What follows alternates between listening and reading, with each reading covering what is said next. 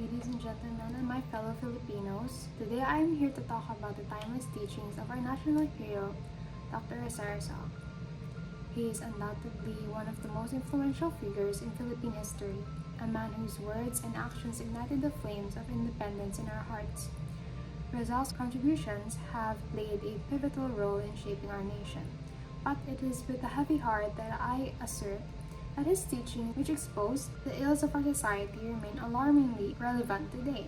Let us dive into three crucial reasons why we should work towards making Rizal's teachings obsolete. First, the mirror of the past resembles the present. Rizal's novels served as mirrors reflecting the defects of Philippine society. His writings were a call to action urging us to eliminate the backward mindset, intolerance, ignorance, opportunism, and corruption that plagued our society. Despite our technological advancements, we've made only incremental progress in addressing these issues. We must recognize that we still have a long way to go in building a united and truly free nation. Second, the past society but in a different image. Imagine if Rizal were alive today. He would be disheartened to find that his dream of reform and improvement remains largely unfulfilled. We must honor his memory not by merely commemorating his contributions, but by realizing his aspirations for a better Philippines. The first type of people mentioned in his writings are the Tulisanes.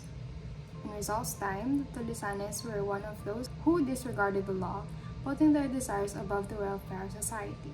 Today, we see a new form of Tulisanes, those who misuse public funds for personal gain, engage in dishonest practices, and neglect their responsibilities. Shockingly, these modern-day Tulisanes are sometimes admired for their material success. We must change our admiration to criticism and demand accountability for those who exploit our nation. Next, we have the Pelaeses. Rizal drew attention to the Pelaeses of his era, individuals who profited from the suffering of others by buying goods cheaply and selling them at exorbitant prices. Today, we encounter similar unethical business practices that exploit the less fortunate. Let us, as a society, work towards a fair and ethical trade that uplifts everyone.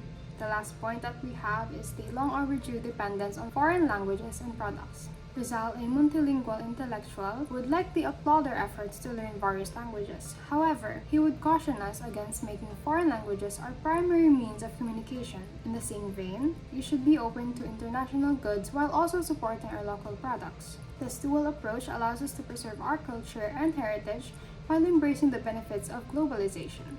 In conclusion, we aim to make Rizal's teachings obsolete, not to forget him, but to acknowledge that we have surpassed his guidance. We will no longer need to turn to his writings for solutions to our societal problems. We will have become the great nation he envisioned. We must understand that making his teachings obsolete means that we have evolved, that we have grown and matured as a society. Our goal is to create a present and future that we can proudly look back upon, one where Rizal's lessons have become the foundation for a stronger, more just, and more united Philippines.